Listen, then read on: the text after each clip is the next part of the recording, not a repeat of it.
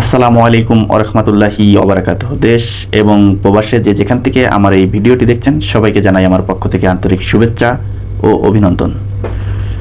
দর্শক, আমি আজকে একটি ভিডিও বানাতে যাচ্ছি, যেই ভিডিওটি আমার কাছে অনেক কষ্ট লাগতেছে বানাতে।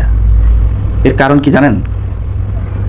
এর কারণ একটা মাত্রই, আমি কিন্তু ইদানিং একটা জিনিস মিস করতেছে। শুধু আমি না, আমার কাছে যেটি মনে হয়েছে সারা বাংলাদেশেই প্রত্যেকটা মানুষই একটা জিনিস মিস করতেছে। সে জিনিসটা কি বলেন তো? বলতে পারেন কি না? বলতে পারবেন। যখন আপনারা টেলিভিশনে নিউজ শোনেন, নিউজের সময় যে কাদের কাক্কুর যেই কথা, সুন্দর করে অভিনয় করে করে কথা বলা, পালাবো না, প্রয়োজনে মির্জা ফখরুল ইসলামের বাসায় যাই উঠবো, এই যে যেই ধরনের রসিকতা, যেই ধরনের মজা করে কথা বলা, এই কথা বলাগুলো কিন্তু মিস করছি দর্শক। শুধু আমি না, আপনারাও মিস করছেন। আরেকজন ব্যক্তি যে হাসাও মাহমুদ, যে বাংলাদেশের সাবেক পররাষ্ট্রমন্ত্রী, আগে ছিল তথ্যমন্ত্রী, তারপরে পররাষ্ট্রমন্ত্রী। এর মন্ত্রিত্ব কোনোদিনও যেত না যতদিন আওয়ামী লীগ সরকার ক্ষমতায় থাকতো। কারণ কি জানেন? সে পদে পদে মিথ্যা কথা বলতে পারতো, রং ঢং করে, মিসকি চশমার উপর দিয়ে ফাঁক দিয়ে এরকম চোখটা মেলে দিয়ে সুন্দর করে কথা বলতো। পালাইছে বিএনপি পালাইছে, এই যে যে মজার কথাগুলো, আর শুধু মিথ্যা কথা বলতো। সেই মিথ্যা কথাগুলো শুনলে মানুষের শরীরটা শুধু জ্বলতো, কিছু বলতে পারতো না। তা এই দুইটা লোকেরে কিন্তু মানুষ খুব মিস করছে। তা এখন একটা লোকের বক্তব্য আমরা মাঝে মধ্যেই কিন্তু অনলাইনে শুনতে পাই। এখন থেকে হয়তোবা তার বক্তব্যটিও আর শুনতে পাবো না। আমার খুব কষ্ট লাগতেছে তার জন্য। আমি সরকারকে অনুরোধ করে বলবো যে অন্তত টেলিভিশনের পর্দায়, এই অনলাইনের পর্দায় অন্তত তাদের কিছু লোকের বক্তব্য শোনার ক্ষেত্রে হলেও তাকে গ্রেপ্তার করেন না।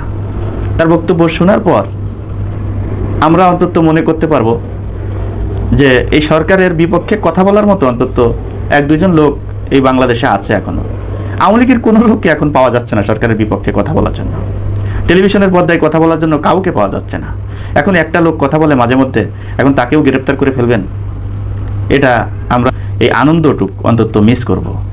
তাই এই আনন্দ ভাগাভাগির করার ক্ষেত্রে হলেও এই লোকটাকে গ্রেপ্তার করেন না। দর্শক, কার কথা বলছি এতক্ষণ আপনারা হয়তোবা অনেকে বুঝেছেন, অনেকে বুঝেন নাই। সেই লোকটা হচ্ছে গোপালগঞ্জ জেলা আওয়ামী লীগের সভাপতি এবং সাধারণ সম্পাদক। দর্শক, গোপালগঞ্জ সেনাবাহিনীর উপরে হামলার ঘটনায় জেলা আওয়ামী লীগ ও সাধারণ সম্পাদক সহ মোট 106 জনের বিরুদ্ধে মামলা করেছে আমাদের বাংলাদেশ সেনাবাহিনী। দর্শক, বুঝতেই পারছেন, সেনাবাহিনী যখন মামলা করেছে, এই মামলা কতদূর পর্যন্ত গড়াবে হিসাব করছেন? বাংলাদেশ সেনাবাহিনীর, যে কোনো দেশের সেনাবাহিনীর উপরে হামলা করা যে কত বড় অপরাধ, এখন হাড়ে হাড়ে টের পাবে এই গোপালগঞ্জের জেলা সভাপতি ও সেক্রেটারি সহ যারা গ্রেপ্তার হবেন। দর্শক, আপনারা কিছুদিন আগে অনলাইনে কিন্তু এই যে জেলা আওয়ামী লীগের সভাপতি সেক্রেটারি যে কথাগুলো বলতো আপনারা দেখেছেন ইতিমধ্যে।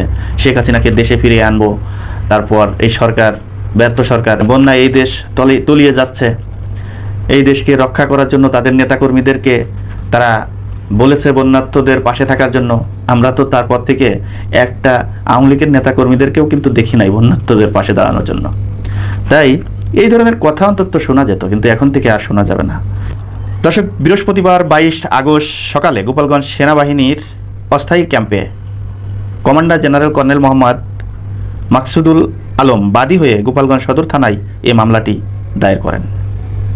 দর্শক, বুঝতেই পারছেন, সেনাবাহিনীর একজন কর্নেল বাদী হয়ে মামলাটি করেছে। দর্শক, মামলায় গোপালগঞ্জ জেলা আওয়ামী লীগের সভাপতি মাহবুব আলী খান ও সাধারণ সম্পাদক GM শাহাবুদ্দিন আজম সহ 106 জনের নাম উল্লেখ করা হয়েছে। এছাড়া অজ্ঞাতনামা 3200 জনকে আসামি করা হয়েছে। গোপালগঞ্জ সদর থানা ভারপ্রাপ্ত কর্মকর্তা ওসি মোহাম্মদ আনিসুর রহমান জানান, ঘটনার 11 দিন পর সেনাবাহিনীর সদস্যদের ওপর হামলার, গাড়ি ভাঙচুর ও অস্ত্র লুটের ঘটনায় 106 জনের নাম উল্লেখ এবং অজ্ঞাতনামা 3000 থেকে 3200 জনকে আসামি করে গোপালগঞ্জ সদর থানায় এই মামলাটি দায়ের করা হয়েছে। ওই কথায় আছে, পিপিলিকার পাখা গজায় মরিবার তরে।